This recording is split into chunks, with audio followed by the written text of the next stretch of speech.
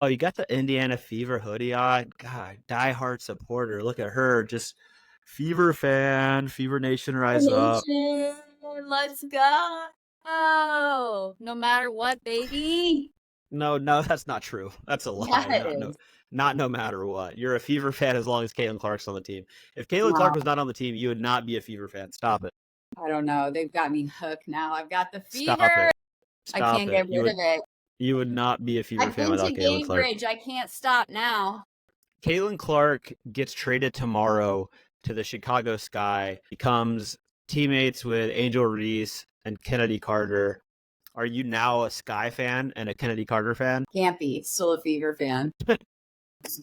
Can't do it. Won't be I able to don't do it. I don't buy it. I don't buy it. I don't buy it. I'm a Caitlin fan forever, but man, there's some stuff out there that's just indefensible, Robert. Like what? I mean, like assault, brother. It was a little nudge, a little bump. Kennedy She Carter sold it just, well. She before sold it the well. end. Caitlin's a great actress. Look, you have to if you want these targeting like flagrant fouls to stop, you've got to take the fall on that. If she gets bumped outside of Gamebridge, she's not falling. Of course not. She doesn't get hit that hard. But if you want to take the foul, which you should take the foul, you've got to fall. Have to.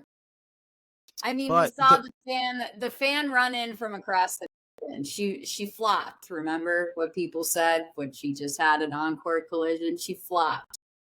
And she flops well. look, if you want it to stop, if you want people to stop, quote unquote, bullying you, you got to take Yeah. some falls here and there. You got to show. You got to drop to the floor. You're the Have WNBA's biggest asset. you seen her elbows and her knees? Yeah, I took a little screenshot. Actually, she's pretty bruised up. Yeah, she looks like she's been run over. A lot of flops, huh? That's a lot. Just a shit ton of tremendous acting. That's all I'll say.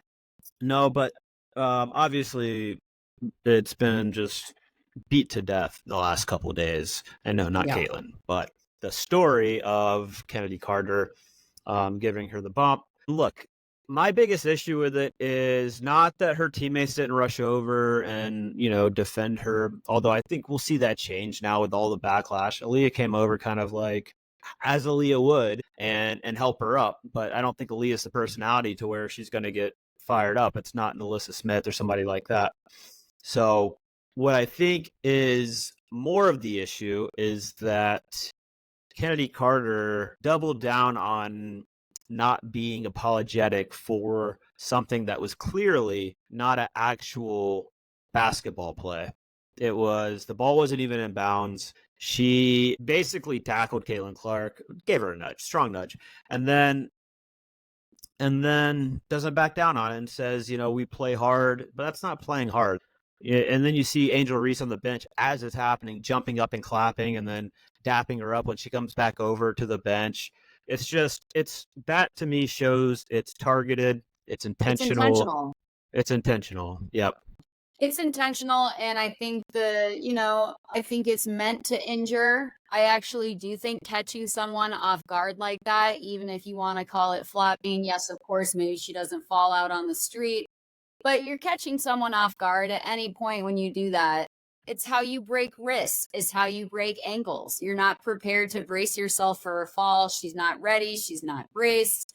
I think that the celebration afterward, it just, to me, it shows exactly who Angel Reese has and always kind of will be. She wants to be this heel or allegedly embrace this role of the villain, but 5, 6 weeks ago, she was crying about being bullied online and sexualized as she's, posing in Sports Illustrated. I think she was a willing participant in that. But I do think that her celebration shows that there's intent out there. It's not just the hard fouls that every rookie has to deal with. It is let's find a way to injure the one person that's, made this league easier for us. But that's the point, is that she doesn't believe that's the case. And she said Right. that with her comments today, saying, in 20 years, I'm going to look back and see that, I built this league. This league's not about one person.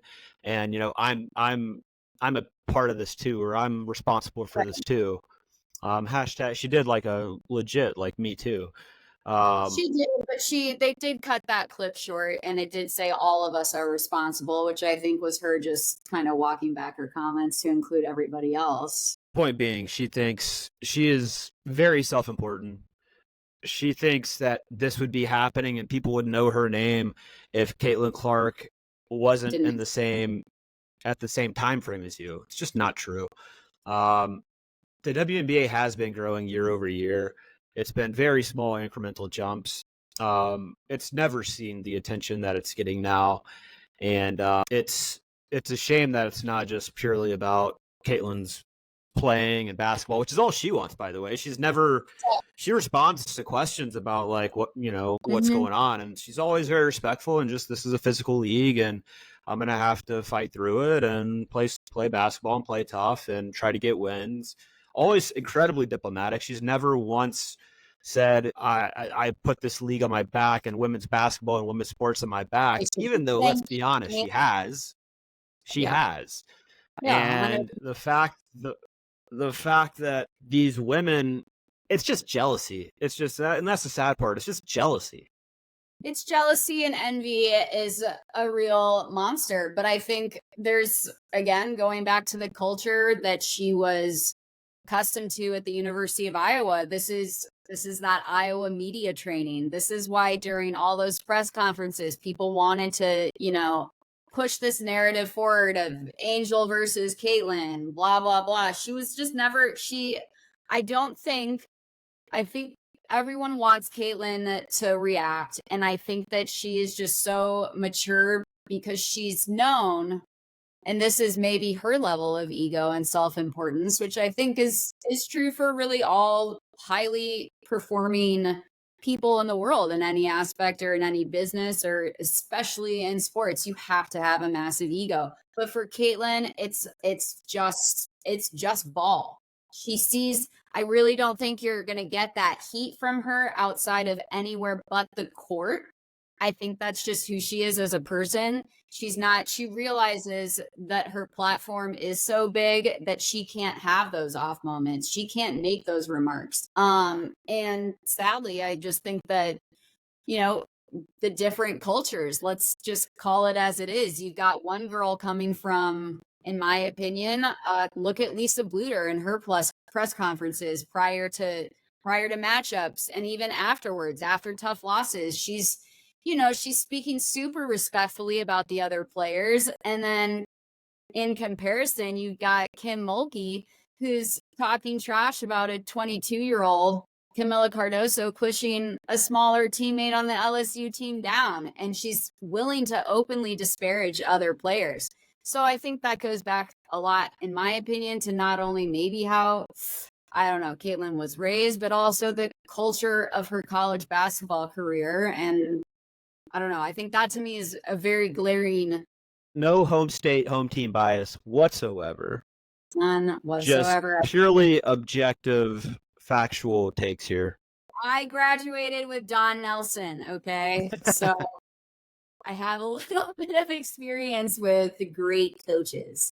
But yeah, I don't know. I think that's something I thought about a lot recently, is just there's a way in which Caitlin needs no more attention than she already has. And so to be incendiary and to be spiteful and to be pointed with her remarks in the media, it's just not who she's not going to give that up. No, of course not. I think you'd be hard pressed to ever get her to say something incendiary like in a press conference. I'm sure she talks all kinds of shit on court, which is fine. Which is again, you're between the lines and you're competitive and you're going to fight hard. But she's not doing cheap shots. She's not doing nonsense, non-basketball fouls, right? She's going to compete hard. She might jab you. She might throw you some elbows. She might talk shit, but she's doing it in a competitive way where it's actually playing basketball and it's part of the game. And I think the stuff that's happening that's not actually part of the game with the ball in play is just nonsense. It's bullshit. And if your coach is going to extend an apology and say it was not appropriate, how do you not back your own coach up? Like this woman Chennedy has been, let's just say she's got a checkered past, a pretty bad track record as a teammate, as a competitor. She played in Turkey last year because I don't know, maybe she got run out of the W, and she found her way back to Chicago for like a training camp, made the roster, and here she is. Now people know her name, big Hollywood Twitter account. Yeah. Great job. You got your 15 minutes, and now you're gonna flutter back off into irrelevance while Caitlin takes over the W. She's gonna wind up back in, it's sad that it's someone that is so irrelevant in my opinion, but also just how do we not look at this person's past? It's like you're throwing out to not consider her getting run off what it was, both the LA Sparks and was she with the Atlanta the Dream. Tried to fight her own teammate. Trying to fight a teammate, and then I think with the Sparks, it was Derek Fisher. Around the same time, maybe he got fired or resigned. I can't recall which, but there's some in-house problems with this person, and talking about how do they go forward with this problematic teammate, right? That's now done this one thing that's made yet another massive conversation about this superstar. And in my opinion, I think now Chicago kind of has to keep her around, right? Like they've got the one person that's not backing down now being an extra side piece to Angel Reese's, like, this is without me. This is also everyone's watching me too. And we've seen the numbers. Numbers don't lie. The media Angel Reese, but Angel Reese was the games. No, of course not. Angel Reese was the real problem to me in that whole exchange on court with Chennedy Carter. The fact that she was jumping up, cheering right away, and then dapping her up when she came back to the bench is horrendous. It's horrible behavior. I can't believe it's not being talked about more. Yeah, it's super disappointing. And yeah, you're right. Attendance. I mean, it's not just attendance. It's viewership. Yes, more eyeballs are following all the teams, all the games, but there's only one team that's just blowing it out, and that's the Fever. Obviously, there's no question. I mean, Malan and I are season ticket holders for the Fever, and we don't live in Indianapolis, so for us, and I've watched my fair women's basketball. I grew up on Andy Landers at the University of Georgia, following that program with Teresa Edwards and a bunch of other great players.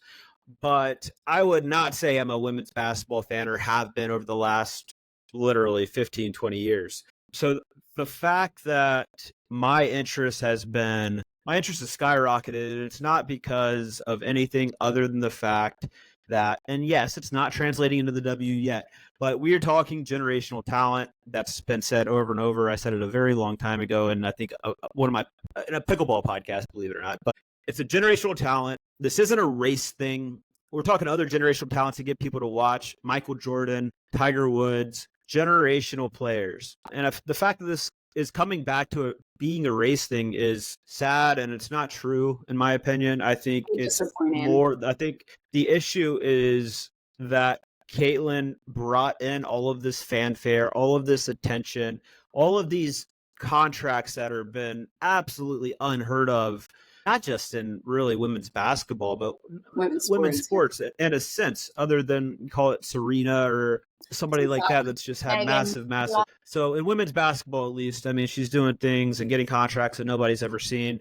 And what they're failing to realize is that it's going to increase all of their earning potential and all of their earnings if they would just chill out and play hard and make it as tough as you want on her. Play the game hard. Give her hell.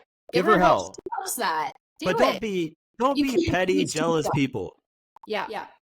And you can't double down on the things, on those cheap shots. Like, I mean, I think I saw, it was a nice little bone that she threw her, but I think I saw the other thing we have to think about with those numbers. And I personally wouldn't be able to say that her game's not translating necessarily, because I'm also thinking about the fact that they've had, I think that the statistic was no WNBA team has had that many games in a row since 2007.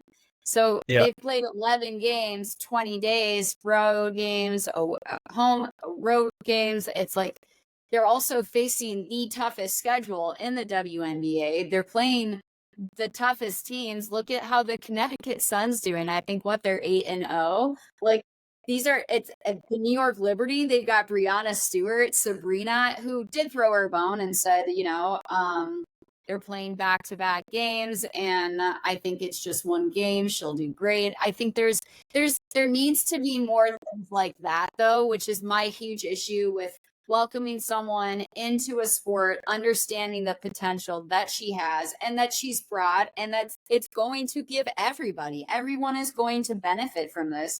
And the fact that more people aren't kind of speaking out on that is, I think, just as a female, I can say very, very female like. It's Yeah. petty, it's envy, it's insecurity. It's, well, we haven't had this. Why does she get to have it? And it's because she is the most interesting that's ever happened in this sport. And that's why. And it's okay. And it's also okay that she is a white woman in a predominantly, I'd say, dominated by Black people, a sport, Black people with basketball. This is just a fact, I think. It's the But same thing aren't you having more fun playing in front of sold out arenas? That's got to be more fun than playing in front of 4,000 people scattered amongst 17,000 seat arena. Like this has to be. I'm going through the airport. I see a TV at a random restaurant, on ESPN, and women's basketball is plastered on ESPN. It's dominated the news cycle over the past however long. It is. You are now getting attention and eyeballs that you've never gotten. And yeah, it's because of some nonsense and some bullshit. But again, it's happening because of Caitlin Clark and the Angel Reese getting choke slammed the other week. Not okay. Didn't get as much attention. Yada yada yada. Not okay. Also, a terrible foul. Which should be. Yeah, I mean, just horrendous stuff that could again. Was she not ejected? Yeah, and like it could injure you, but the whole argument of like why wasn't there more fanfare over and more uproar and outrage about that foul versus Caitlin? Everybody's watching Caitlin. Everybody's watching these games. But Alyssa, she got ejected from the game. Was she not? Like, didn't they immediately review the foul? Correct. It was also during a basketball play that it happened. So my issue with that, yes, it was not as reviewed. It was not as looked at. I thought it was horrendous. It's not okay. This is also something that she deals with on the Sun. But she left the game. They immediately reviewed the play. She was gone. This was we were there in person. We saw it happen. They did not review the play. I will say that the foul on Angel Reese I felt was much more aggressive. She got choke slammed. It was wild. But at the same time, yeah, it was a basketball play and she got the boot. Caitlin Chennedy didn't even get a flagrant one until the next day. When the W reviewed it. So the fact that didn't go into review right away, off like ball not even in play, is just insane. And I think the refs need to do a better job getting this shit under control. I think the commissioner needs to get things under control. There needs to be a warning set, and the fact that you don't get a suspension for something like that, which is just, it's like you mentioned. I mean, this is going, I think, too far, but assault. I think the Chicago Tribune actually got like reprimanded for using the assault word in respect to it. Yeah. I mean, anywhere else that happens, you have grounds for, I was minding my own business and somebody came up and put their hands on my body. I'm just being honest. That's what it is, and that's what it is off the court. Yeah. But I do think you also have somebody that it happened to that is Caitlin Clark. But what happened with Angel and with Alyssa, it was there's also Angel Reese, who's out there talking about the physicality of her play. It's what she kind of does best. This girl I watched yank Camila Cardoso's hair down during their game they played. This was just last year. This is somebody who does physically grab. pull, do these things. This is basketball. Yeah. She's doing things that aren't necessarily basketball as well. So, like, I think for me, being obviously a huge Caitlin Clark stan, I think there's a little bit of a difference in just overall physicality of play as well. So I think perhaps because Alyssa was immediately she's out, she's done, she's out of that game after that play. It's like that there's a difference, right? If that had happened, I wonder if the conversation would be the same. Really, if Yeah. they'd reviewed No, it, they it's saw what really happened. Would if she and had she just been ejected, game over for her, she's done for the sky for the game. I don't think it would be the same conversation, but nothing happened. yeah. No, So I totally agree. Totally agree. Curious to hear everybody's thoughts out there. You can leave it in the comments below. We are going to be throwing this on YouTube. It's going to be on all the audio platforms. This is a new little venture for us, Malan and I. I'm Rob Nunnery. This is the Clarkonomics podcast with Malan Doty. Iowa grad Malan is. If you listen to our intro episode, we are going to be doing these. I would like to say weekly. I mean, the news cycle is never ending on Caitlin, right? So things are always going to be happening. She's playing again on Friday with the Fever. We are going back up to Indianapolis June 13th. And we are going to be giving updates like this on the podcast. We'll hopefully be interviewing people that have had a direct kind of impact on Clarkonomics, which is basically the Caitlin Clark effect in terms of her experience and what she's done in basketball to elevate women's sports, to elevate the WNBA. And it's going to be a fun ride, and excited to have you here. yeah, Yeah. yeah. I think Who are you most excited about bringing on as a guest eventually, other than Caitlin herself? Oh man, Lisa? no, that just I just ask her about FunCrest. You know, I would say probably I'm really interested to get the perspective, like a really good perspective from a teammate, but I also wonder about like how many NDAs all of them have signed, you know, about like her on-court behavior. But again, I think I would say someone like a Kate Martin or just someone that was her ride or die on the court. But yeah, someone maybe like a former teammate, like a college teammate, and really Yep. get the nitty-gritty, which I don't know that you'll get a lot out of these people. Like anyone that is adjacent or that is currently playing with her, coaches too, what it's like to coach someone that's it's like talking to anyone that's coached Michael Jordan. It's like, how do you coach greatness like that, and how do you make it successful? Yeah, and I don't think the Fever by any means have figured it out. I think they don't have a very clear identity right now of whether or not they're going to put the ball in Caitlin's hands and look, have a conversation with the other teammates saying, if we want people to keep showing up at the arena and playing in front of sold out crowds, like this is the brand of basketball we have to play, or they can keep kind of doing what they're doing and throwing her on the wing for half the game and, her not getting enough shots. The whole world knows what we all want to see, right? Like everybody's watching to see her put up 20 shots a game and to drop 30 points and to have 8 assists and 8 rebounds.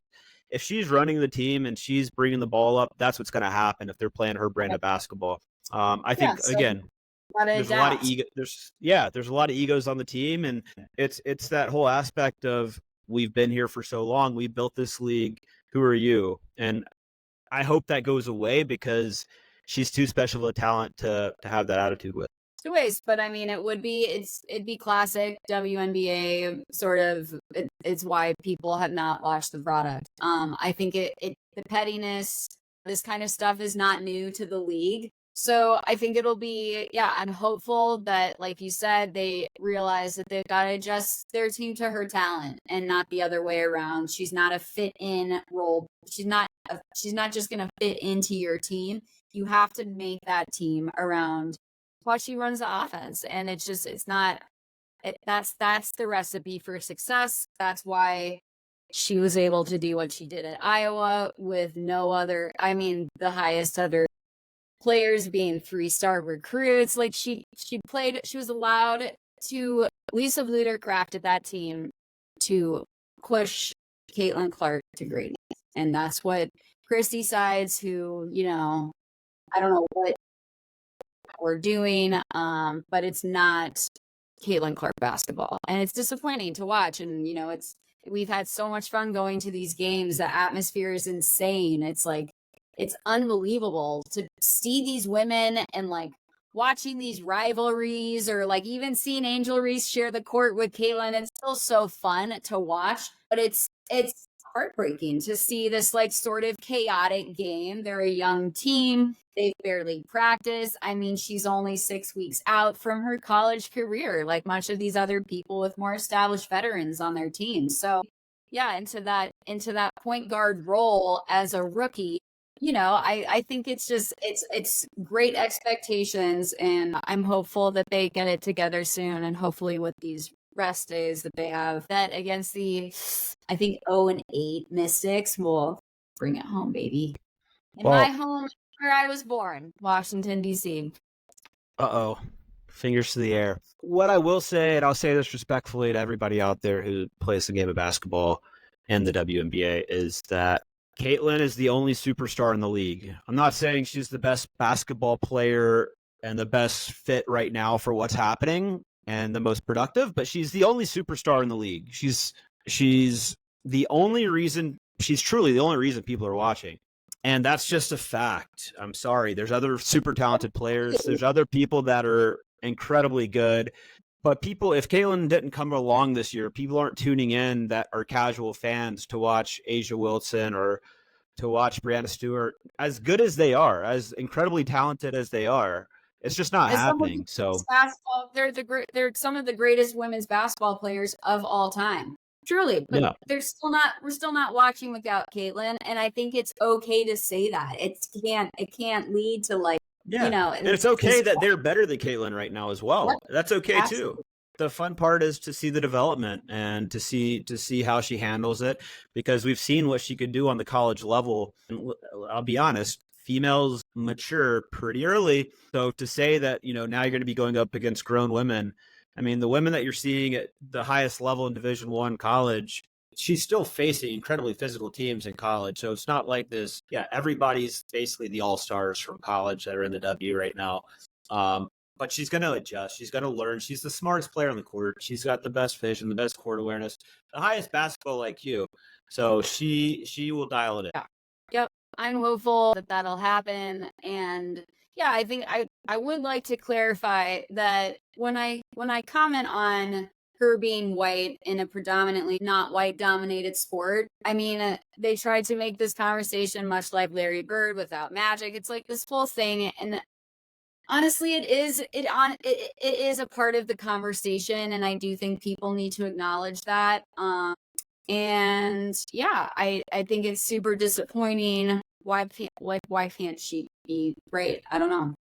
It just gotta let her But ball. She's not fueling it. She's not doing anything she's really truly doing absolutely nothing but laying it all out there on the court. And so it's sad that we're still bringing it up and talking about it, but there's an aspect of it that is there. So, and I think it's epic that she just doesn't fan the flame at all. She just does her thing. Nothing. And never says a bad word about anybody, super respectful to everybody. It was like when that one girl was shooting a free throw, she forgot she had another free throw. She came to guard Caitlin.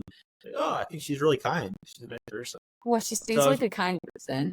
Yeah, it's just epic. Right. It's good stuff. She knows. I think the way she speaks, even in her interviews in college, at halftime or even at the end of a tough game, she's still, there's one really famous game. I don't remember which one it was. I believe it was last year. She gets interviewed by Holly Rowe. They win in epic fashion. Maybe she shoots like a logo 3 to win it in the last second. I can't remember. But basically, Holly Rowe asks her, a question. And then after she says, yeah, I'm so happy about this, she's like, but we got to be better on defense. I just think she's elite level IQ. And yeah, she's a Tiger Woods. She's a Michael Jordan. And there's just nothing more to it to me than that. Yep. And this is what this podcast is about, is talking about her impact as a generational talent, the impact it's having on women's sports. And these are, early days, but obviously really important conversations to be had. And it's touching, it's very divisive. It's touching on all the aspects of gender, of race, earning disparity, women's sports. But generally speaking, women's sports is crushing it right now. It's on the rise. People are watching. People are paying attention, and it's going to keep happening. You got to respect the cash cow that's doing it too. Respect Get it? Cash cow CC. 2-2 CC 2-2. I. Oh, okay. Okay. That feels like a good rap, though. Conyers GA Hall. But we'll wrap this episode of Clerkonomics. We got a game Friday. We'll do a update after the weekend, and look forward to seeing you guys then.